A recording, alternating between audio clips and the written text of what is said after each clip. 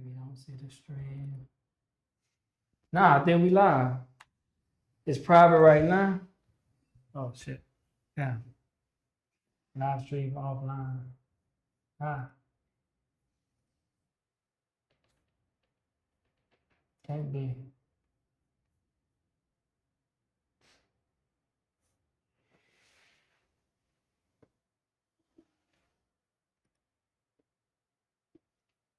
All right, so let me hear how this audio sound right quick.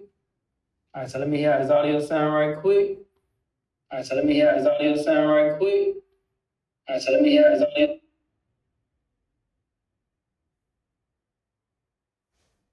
When you get a moment, say something. Episode 5, we live. Let's do it. Say something. Let's do it. Episode 5, we live. Let's do it. Tap in. Let's do it. Trying to win, tap in. Let's do it. Tap in. Let's do it. Trying to win, tap in. Let's do it. Tap. All right, bet. So audio good right now. Okay. Yes, sir. Okay,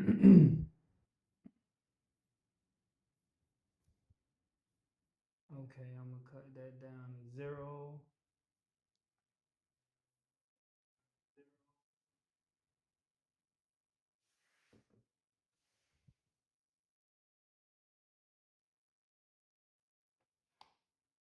All right.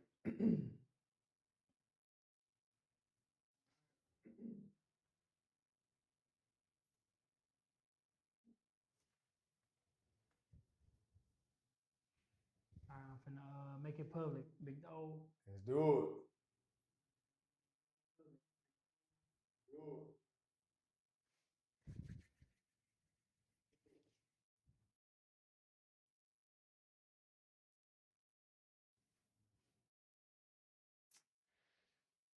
All right, so the one on the right, that's the live one. Okay. So now I'm finna go ahead and hit the auto. Boom. Now we here. Big dog. What's happening, bro? Episode 5, baby. Yes, sir. Yeah, Steady we here, grinding. baby. We here. We here. Let me cut this audio off, man. There it We is. live. We got some equipment here for y'all today. Indeed. Upgrades. Yeah, we ready to, flick it back and forth, baby. Yes, we ready, indeed. man. So recapping, man, it was a hell of a week. Yes, it was. Yes, it Hell of a was, week. man. I mean, Yeah. They was really loving what they seen, from not only just you and I, but For sure. bringing in D Block. D Block, shout out to you, bro. Yeah, shout out to him. Man, I'll be remiss to say, man, what I appreciate most is that we gave him a platform. Yeah, we gave him a platform, and that so many of his peers and family members were able to hear his story. Yeah. You feel me? And he spoke with clarity. You know what I mean? He spoke with his heart. Yes, I can see some emotion coming from it too. Yeah. And a lot of guys that played ball through the years that knew him reached out to us as well. As far as just the nostalgia of that through the years, sir. man. Because well-known dude, good dude. So good vibes overall. Bro. Good vibes, good Yes, vibes, sir. man. And we got some views. I'm loving that. For sure. And this is where we're moving forward now. So I know we spoke about some things we want to get going for the platform in general. Right. And that's gonna be exciting to see how really coming to fruition, man. Yes, sir. So, yes, sir. Let's get into it, man. Long week ahead of us. For sure. But the year's flying by, man. We already in third week of April? Indeed. Today Friday just passed. Today is Easter. Yes, sir. That's crazy. Yes, sir. Yeah. Happy Resurrection Day. Yes, sir. Yes, sir. Indeed. Man, just a couple of takeaways from church. One, no parking. And I can relate to it because when I was coming up, my mom was one of those parents where she didn't go often, but Easter was one of them days. Yeah. And I wasn't prepared. I had to wait in line for a while. Got in there, 1,000 people. It was an unusual crowd and hot, but nevertheless, great sermon. You know what I mean? And the number one takeaway, if nothing else, to be short with it, was more so just being committed. Understanding that, when you're on a path, you have a certain journey, people can sense success. Yeah. And with that, you're going to have foes that come about. You're going to have enemies that come about that create lies and false narratives. But to not let that take away from what your journey is. And I think overall, just to conclude on it, everybody has their own journey. And man plans, God laughs. That's just what it is. So if nothing else, it was just lies are going to be told when you're on a success route. Or people see it and they can smell it and they can get in the way. So this is your first Easter Sunday church sermon? Yeah. Yeah? Because I mean, we're pushing 4 or 5 months now. Okay. So and then I'm actually scheduled to be baptized next Sunday. Yes, sir. Man, I'm trying big to be there step. for that. That's gonna be a big step, man. That So once I get some details, I'll definitely share and we'll go from there, bro. Yeah. For sure. That's Yeah. huge, bro. That's huge, man. But sure, I grew up Pentecostal, so we went to Okay. church on Saturdays. Okay. Yeah, so similar to 7-Day Adventist. So I'm trying to remember, like back in the day, Easter Sunday was like at my grandma's house, Okay. cook food, have the little Easter eggs. But like, Gotcha. I don't remember going to church on Sundays, like to even in college. I don't think I ever like took that step. on Gotcha. Sundays, you know what Gotcha. I'm saying? Okay. So it was a little different feeling. I did attend virtual church today. Okay. You know what I'm Gotcha. saying? Gotcha. Similar message, like you could go around not believing, Mm-hmm. but what if? You know what I'm saying? For So, sure. just taking that step forward, man. But that's great, bro. I'm proud of you. Indeed, bro. Yeah, refresh, renew, and Yes, sir. That's what it's about, man. Mm-hmm. True indeed. So, this week episode, man, I had a couple situations happen. I spoke about one of the scenarios with you earlier. So we want to dive into being a supportive friend, right? Mm. What does it mean? What does it detail? What are some of the actions that you should be portraying to your friend? Whether that's it's the right step or the wrong step. Like, how can you be the best supportive friend that there is, man? So let's dive into that. That's challenging. It's I'll let you dive into it first. Yeah, it's challenging, man. So I got a situation where and this happened over the years, like various occasions where I might have somebody come with a plan. It's not a well thought out plan, or Gotcha. they want to make a transition. Oh yeah. And I'm trying to think through my analytical brain Right. to help them see through some of the obstacles, but I don't want to put the obstacles in front of them. Right. Most recently, I just threw the obstacle out there in front of this certain friend because I'm like, bro, we in our 30s now. Like, sometimes it's not a lot of times where we can make that mistake. Right. I ain't gonna say late in life, but we still young. Right. Like, are you seeing around? So Right. some of the questions I was asking them, I was like, well, what skill sets are you looking to gain from making this, this step? Right. Or are you saying this is your end all be all? Because sometimes, like when you going in head first diving in like that, Short and side. then you get hit blindsided, you know what I'm saying? Like. Now, yeah, then you tend to take the term and you fall into some things where you don't want to fall into. Right. I'm just trying to figure out just better ways to maneuver because they called me and was like, man, I didn't feel supported by you in that moment. I was like, dang, bro. And I thought about the whole conversation. It was like, when they say your life flashes before your eyes, you can see everything. I saw the whole conversation when he said that. Gotcha. And I was just like, damn, I wasn't, bro. It was like I don't want to say I sounded like a hater, but it sounded like a hater. It was like I didn't want them to make the mistake. Right. But I wanted them to take that step forward. Let me interject, not to cut you off. No, go ahead. There's a difference though between devil's advocate and being a hater. You feel me? Or projecting your fears on that person and really just being authentic about it. Right. So I mean, without me even knowing much about the conversation in depth, that ain't necessarily your personality to hate. Yeah. You probably just was being truthful, being honest, being authentic. Right. And as you said, being analytical, like you're forecasting what the future can potentially be, and has your friend thought that far down the line? Right. You follow what I'm saying? So, but I could definitely relate to that. But I'll let you finish before. So then I'm thinking like now, I'm still a single man looking for that opportunity. So I'm thinking like if I get into that situation with my significant other, right? Like you got to handle that with care. Oh, for sure. So that's where I'm at, man. This definitely was a stepping stone for me with how I approach certain situations like that. Gotcha. So even whether that's with my kid, my spouse, brother, anybody, man. Gotcha. Yeah. Man, I think for me, man, unfortunately, sometimes you can be deemed as Superman. So people come to you with news, hoping that you give them a piece of your cake to go along with their journey. Okay. You follow what I'm saying? Yeah. And I'm honest, man. And as you said, being comprehensive and thinking it all the way through, I'm authentic with it. And to believe it or not, you're gonna lose some friends by being like that. Yeah. because they want to hear yes. They want you to be a yes man. Okay. My personality do not mix with being a yes man whatsoever. I want to keep the peace, but if you come to me with a project, let's just say you want to start a business.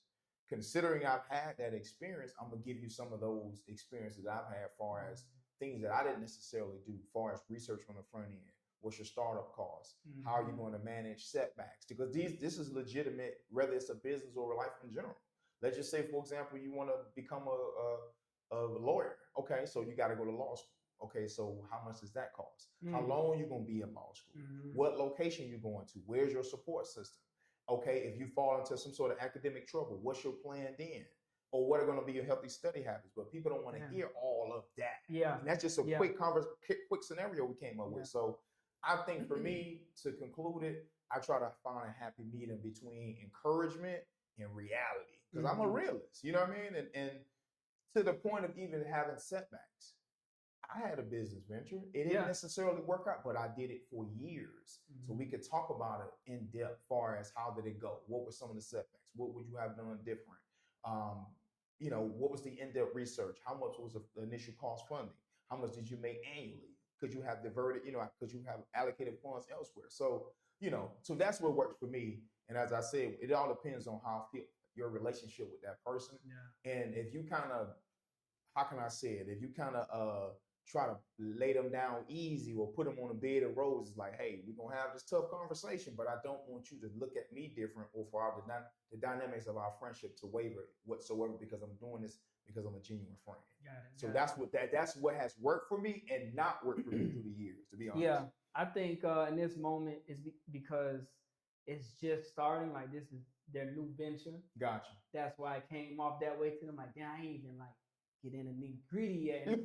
They're giving me a different side of it. So right. But even starting this podcast, right? I thought about a whole bunch of different. I'm like, okay, now it's time based. Yep. Equipment. Oh yeah. You know what I'm saying?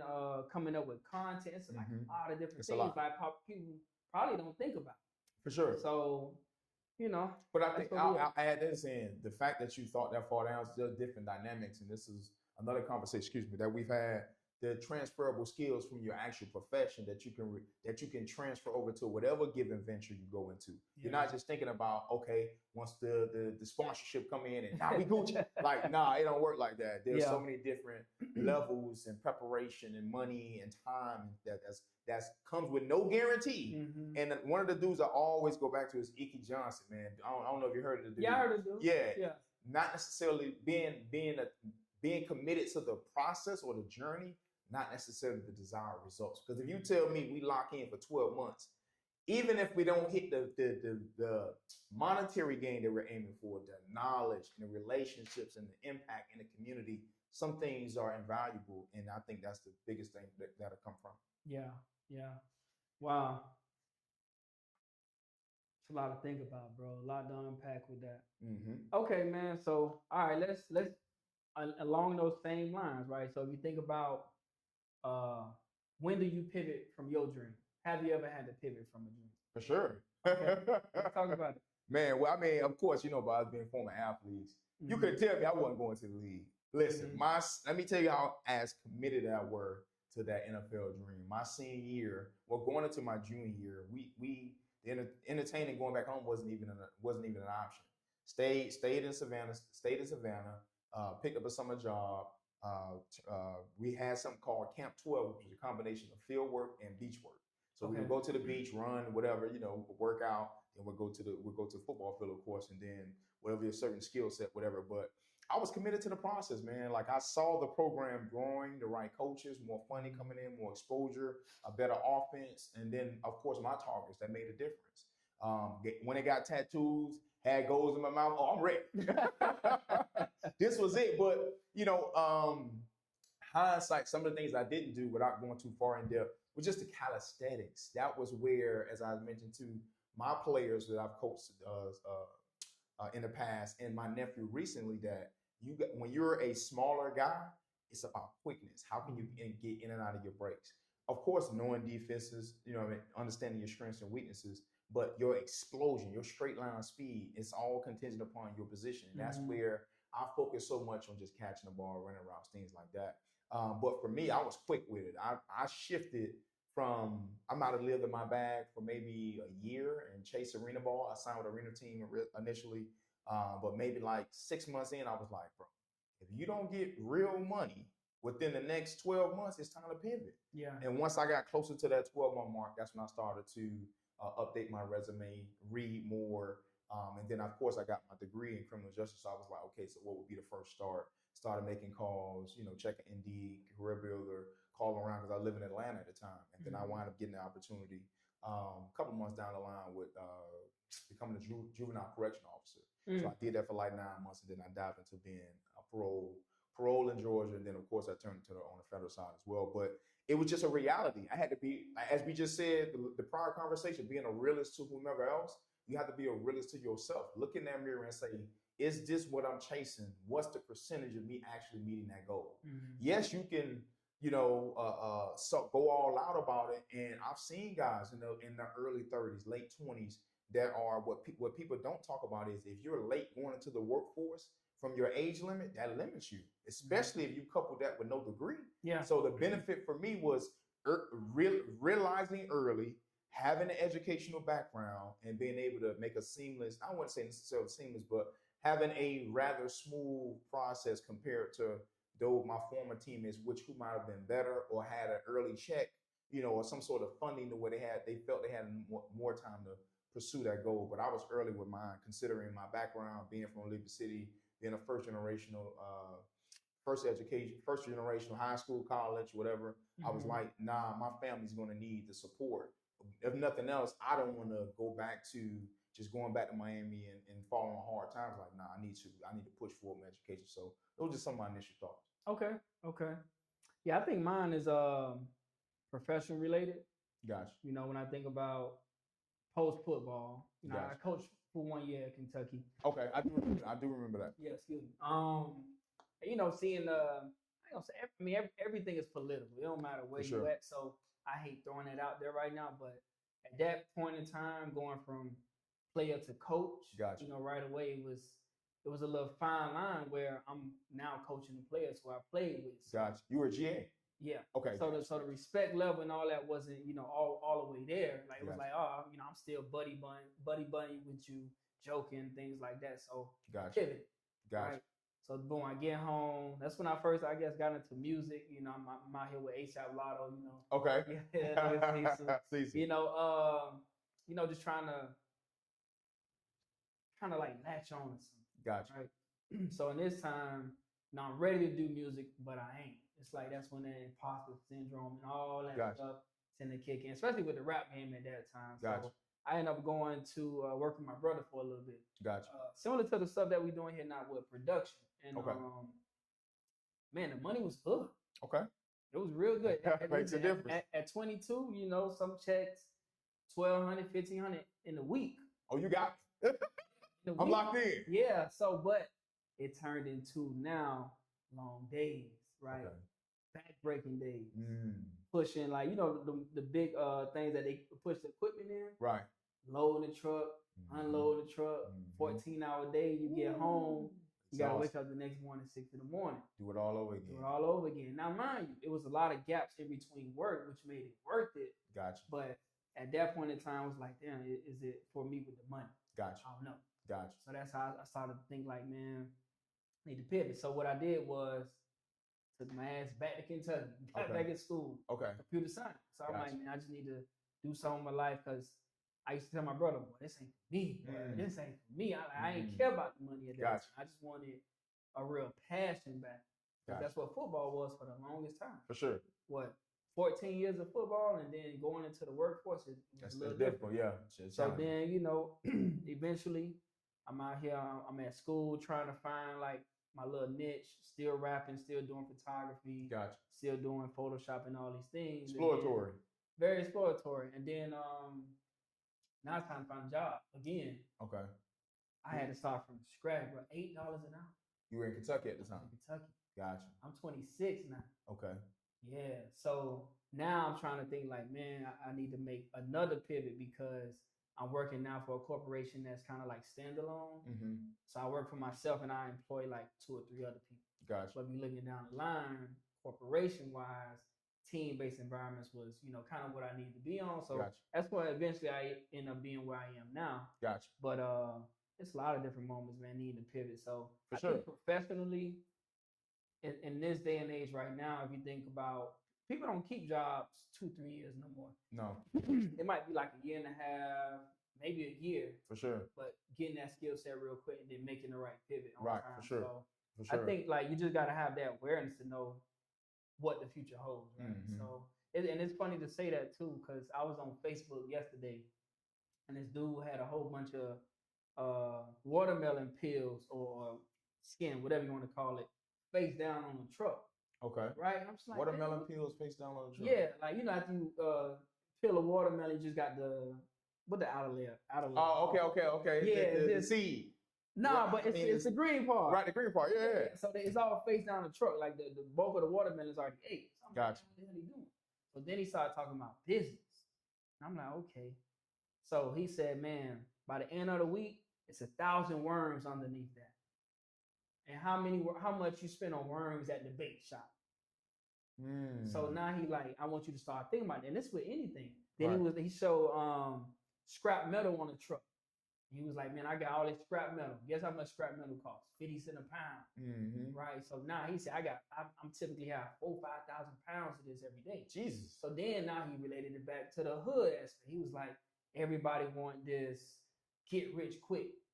I need to hit the 16 parlay. Oh yeah. I need to you know, scratch off the lotto and hit a quick 10K or something like that. Right. But it's like the work is in the work. So I it's like how you put the, that. the fact that he could see like from the, you know, you got the manufacturer, you got the middleman, and you got the seller. You know what I'm saying? So he Right. went the manufacturer route. Right. He figured out his niche. So it's a lot of opportunities. Wow. That's in Lot depth of thinking there, opportunities. man. Yeah. Wow. And this is on Facebook. Facebook. Wow. Wow. And I'll add in too, man. I think that social media has created this. And I made a post the other day saying that it's a false reality that a lot of people are under right now, and delusions that are all-time high. In part because people really believe in instant gratification. The examples you made, quick parlay, you know, whether it's, you know, I'm not throwing the ladies under the bus because I do, you know, but BBLs, let's just talk about it. Like you just go from looking one way to 30 days later, you're different. You follow what I'm saying? Right, and then, I mean, even with men, you know, men get liposuction and whatever, you know, tummy tucks or whatever as well. So I just think combination of technology, medicine, modern medicine, and just innovation has created such this quick people thinking things can get done now, as opposed to putting in the real work. Right. You know, so I think we're victims of our own success and innovations. To be honest with you, man, like the combination of those things has created just like short wins, and people not willing to put the work in. That's even we're looking for a job, and I would. There's some benefits on both sides as far as loan tenure. You know, you get some leeway, some extra added responsibility, trust maybe from senior management compared to those that stick around for a short time. Okay, so how many jobs are you going to jump from every 2-3 years? Okay, what are the transferable skills that you're developing, and where are you taking it? How does it benefit you to the next job? Or are you just a career opportunist, which you got to find a happy medium, know, depending on the field that you jump into. So those are just some of my thoughts on that. Yeah. Now, that's something I tell my little brother all the time, and I actually gave him a competency book. Okay. So that's like communicate effectively, conflict management, interpersonal savvy, which, you know, those questions that they ask you in interviews, right? Oh, for sure. But a lot of people don't understand the ins and outs about how to develop within those skill sets. Right? Gotcha. So I tried to get him a job at, you know, where I work at. Gotcha. And he was like, well, that's the interviews you have all the time. I'm like, hell yeah. Every promotion I had has been that type of interview. Right. It's not just based on you've been here for 10 years. Right. Here's a promotion. No, it don't work like that. Right. Tell your story. Indeed. Right. And that's one thing I always think one of my you know, mentors at the job now, she used to always tell me, like, EJ, you so freaking humble. Bro, tell your story. Bro. Like, because at the end of the day, if you go into the interview humble and you walk around life humble, who tell you a story? Right, exactly. Who's telling you exactly. a story? So, yeah. I like that. That's good advice. Man. That's good. Yeah. But see, I'll add in. I believe I have a humble spirit, but I think within my profession, when you're in that middle tenure, because I'm an owner about let's just say 6 to 8 years, so I've had some experiences. I've accumulated quite a bit, but I think that those that's been around for a while, they recognize. And randomly, I'll just make a quick example. I'm at the barbershop yesterday, and I don't even know what the guy did for a living, but I could tell that he was in a managerial role. And 15 minutes of me sitting waiting to get a haircut, and we just started talking about work in general. He was just like, I can already tell what you're already dealing with at the job. There's a generational gap.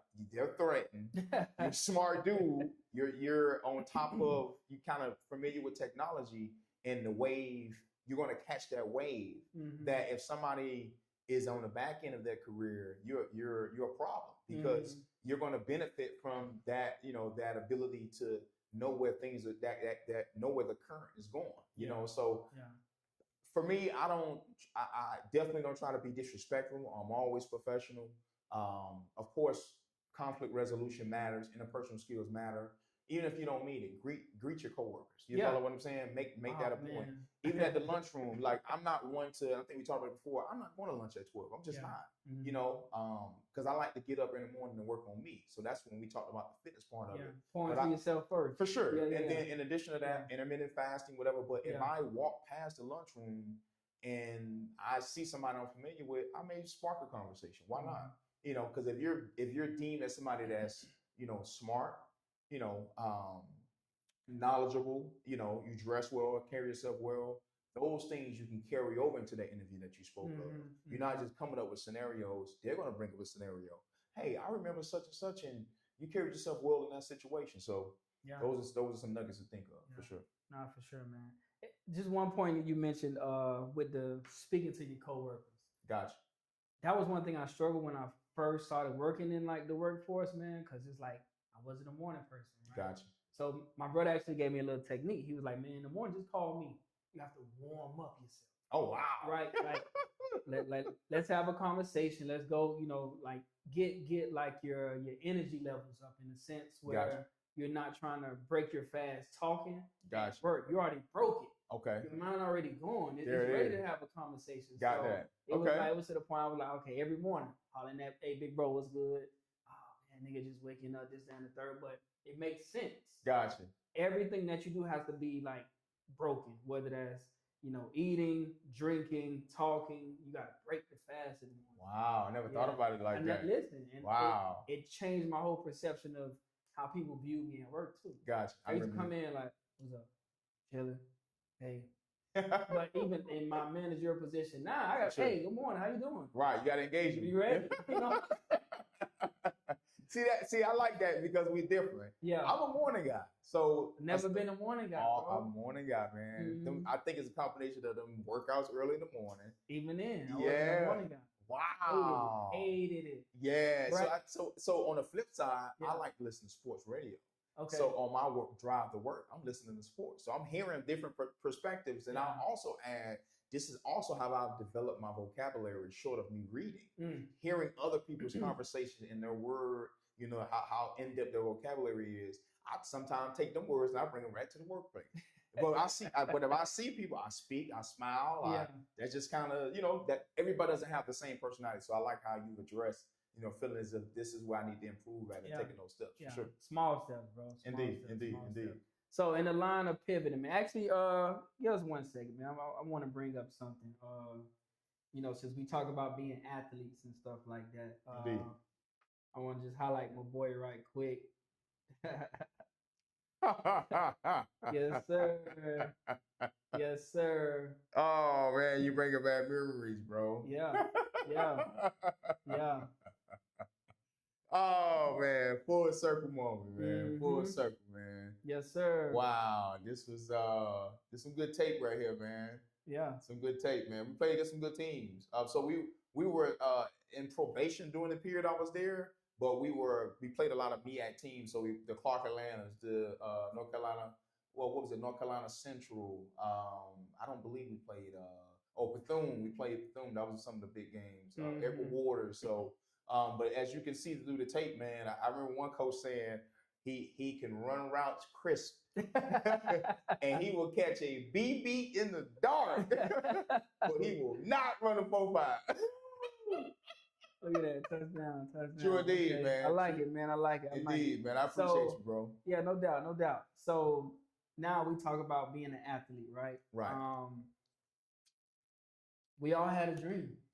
Sure did. We all had a dream, Sure right? did. I ain't gonna lie, my first dream was to be a hoop star.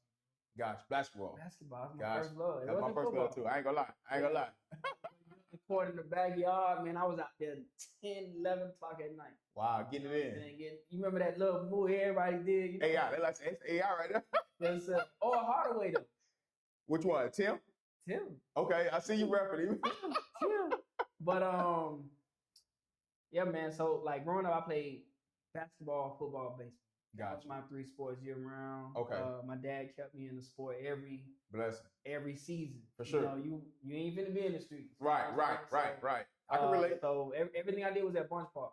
Gotcha. So from 6 on to 13, I got to the West. Gotcha.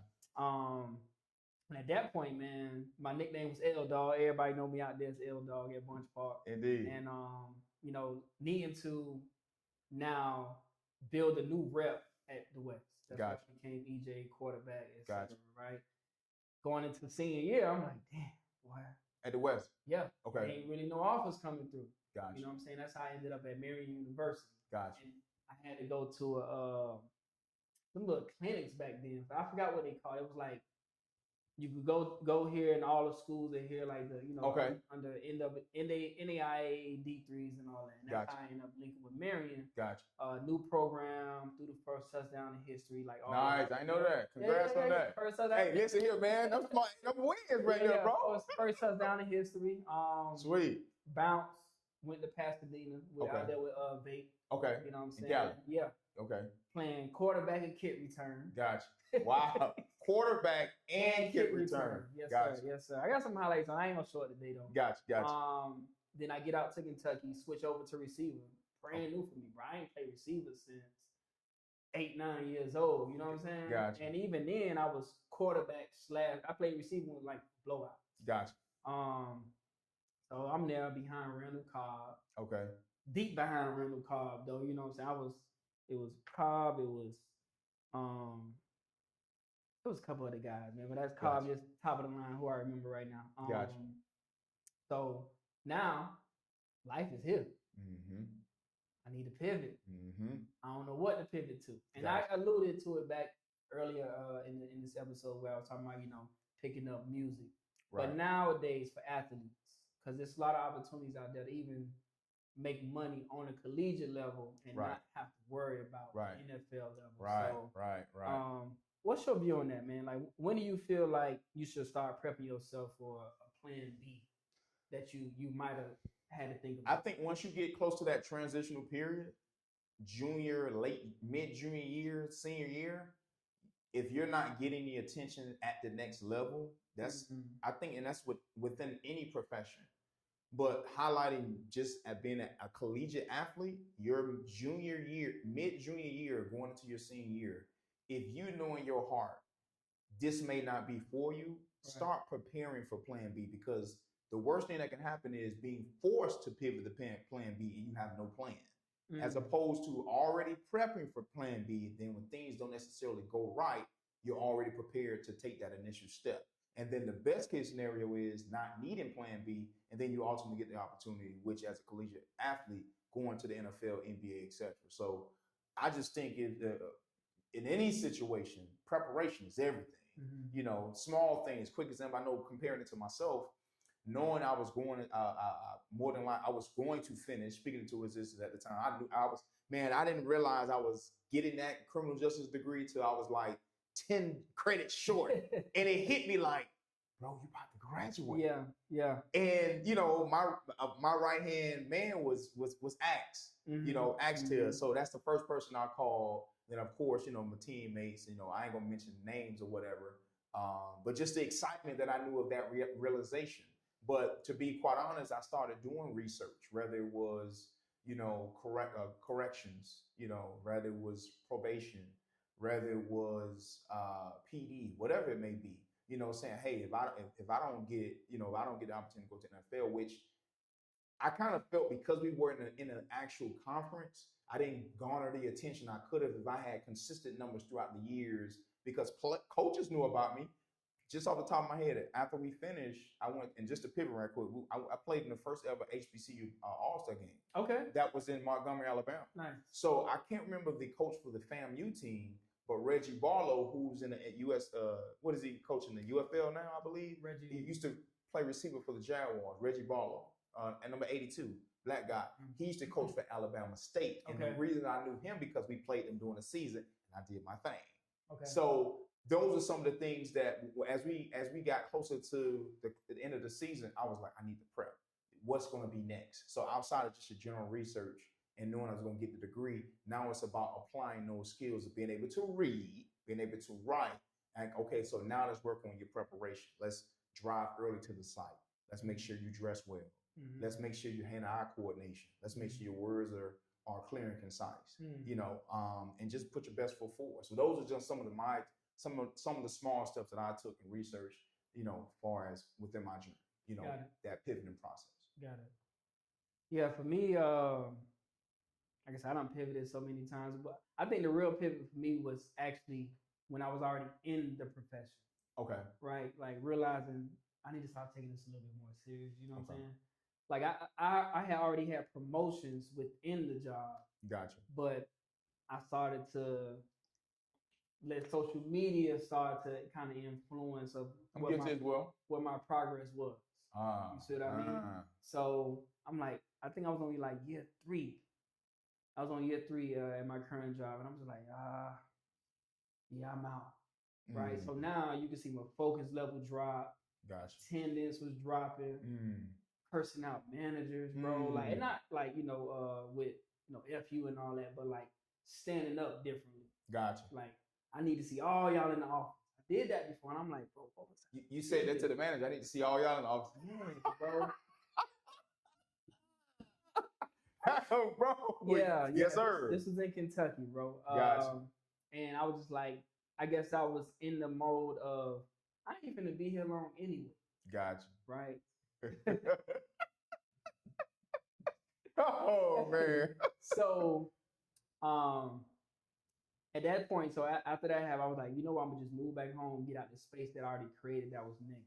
Gotcha. Because now, I don't know what repercussions. It's not a retaliated space that we in, but gotcha. I'm like, I need a new space. I moved back home in 2017. Gotcha. And good things started happening. I created my first album came out, Apple Music. Okay. You know what I'm saying? Shout out to my little still. Yes, sir. I think I got it on here, man. You gotta play that. You gotta play something on there. My first album it had done came out, but so then I'm just like, I'm not in it. Every day I'm going home writing music, and the skill set of being able to communicate effectively, which is the number one thing that you need to have, whether that's business, music, it don't matter. Right. It's all started to dwindle. So like the communication of how I was using certain words is just dwindling. So then eventually I'm like, man, I need to make more money. Okay. To fuel my dream. Gotcha.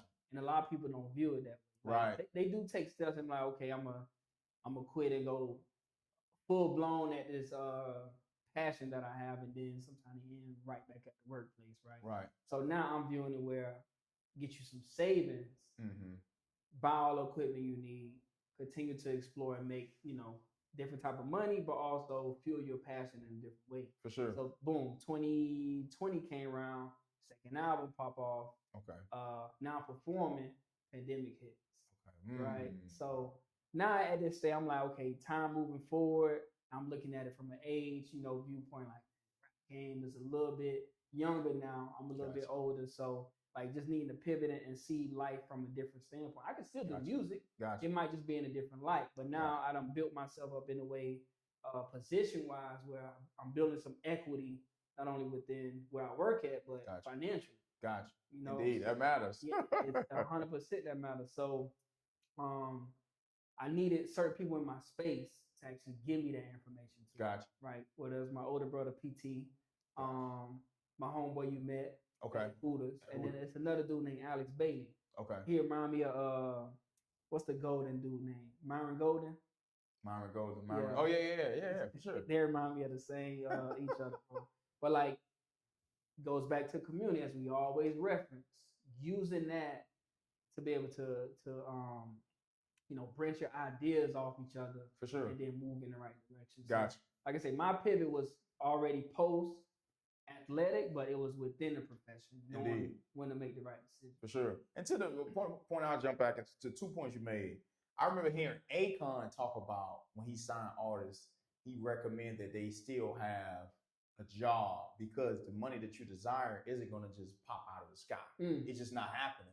As you mentioned, you got to fund your dream. Yeah. How do you fund your dream? It doesn't necessarily have to be $8, $10 an hour, but do something to where when you're not working on your craft, you're funding your craft. So you're still connected. Look at it as that, but to the community aspect, and I think for me, I mentioned before, I'm in that transformation stage of community because my community I did have, I've outgrown because I've outgrown it because it's just you're in a new season.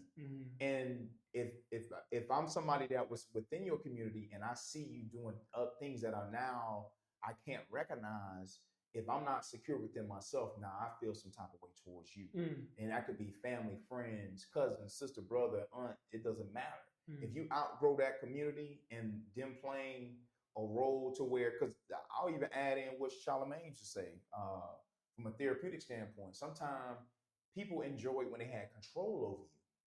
Now you've become a new person. Oh, I don't like this new person because I no longer have control over you. And that could be parents, that could be friends, or it don't necessarily have to be control, influence. Same thing, So for me, going back to the church, and I'm still trying to figure those things out. And of course, we both got thousands of teammates, but how many of them do you talk to? Not many. One hand. And it's not necessarily that they're bad people. We could just say you could meet a random teammate, in a different setting, and then you can spark a new relationship because it's no longer football related or basketball related or just rec ball related. Now it's that professional space, that business space, and you guys speak the same language. That's ultimately what your community is. Yeah. Everybody has their own personal life, but you guys speak the same way or think the same. Right. And for me, I'm encouraged to learn those things. It's just you're gonna take some knives in the back in the process because when you're smart and you're sure of yourself, you're gonna meet some people that just have sinister ways, and it takes time for them to reveal themselves. So I'm falling in love with the process, bro. That's love, bro. That's love. All right, man. So we're gonna end the segment today. Excuse me, with something fun, man. I think we can host this every time, even with guests, right? Gotcha. Always something new where what we call chalk it, like the blackboard, or erase it. When we think about today's world being able to be easily accessible, whether that's through social media, FaceTime, text messaging, etc. We meet a lot of people.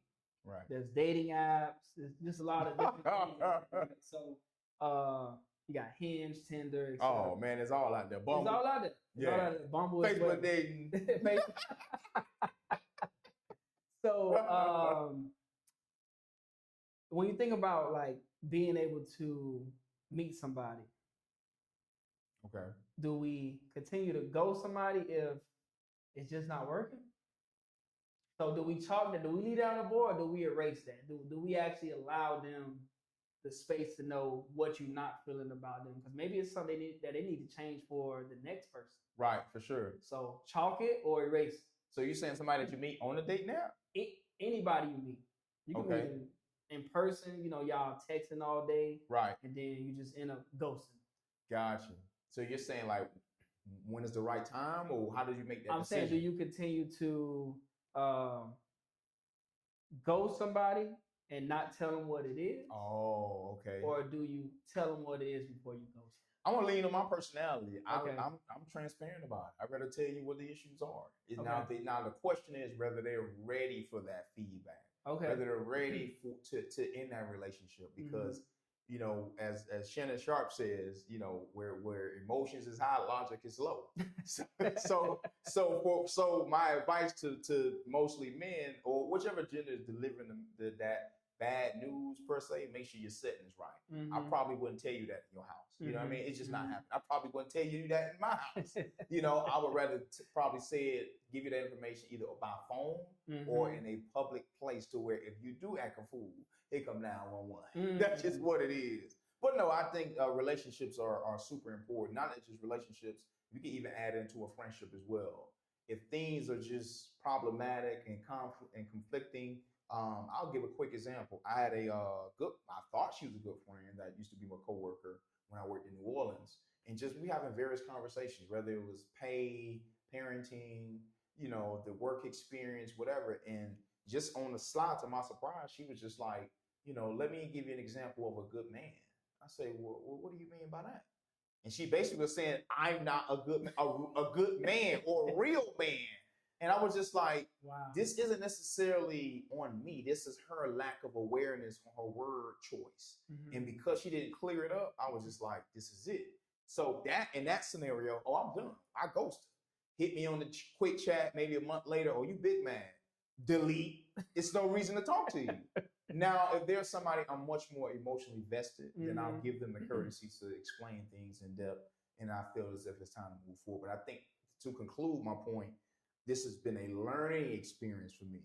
You know, because sometimes you can hang on to people a little too long, whether it's a friendship or relationship, and then it sours. And I know for me, well, I would say in general, the longer you hang on to something that's toxic, now it turns into vulnerability. Yeah. And that's where it becomes detrimental to your growth. Yeah. And this is in various experiences for me. So it's everybody has their own journey, but maturity and awareness needs to be at all-time high in order to navigate that process. Yeah.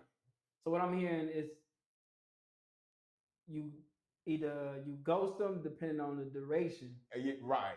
Or the emotional investment. Emotional investment. So, right. So you're in the middle. You're in between keep it, chalk it. So leave it on the board versus erasing it. I would go with chalk it first. Chalk it first. Yeah. Okay. Yeah, okay. I was long-winded with my Okay. I'm chalking it. Yeah. You're chalking it. You're chalking it. Yeah. Man. It's tough. And I've been in some situations, right? Okay. I think a couple years ago, dealing with somebody, like, you know, in this like pandemic era where we just texting. Gotcha. And then we finally met in person. Oh yeah. Right. Slim, like skinny slim. Not slim good. Nah, not slim good. Slim skinny. Without. Slim without. Ooh, that's tough. Yeah. But at this point, we've been texting for like a little minute. Couple weeks. Yeah. Right. So like we done built some rapport. Right. And I'm just like, damn, like how do you tell somebody they got all the attributes that you want in them? Right. But the figure doesn't match. That's tough.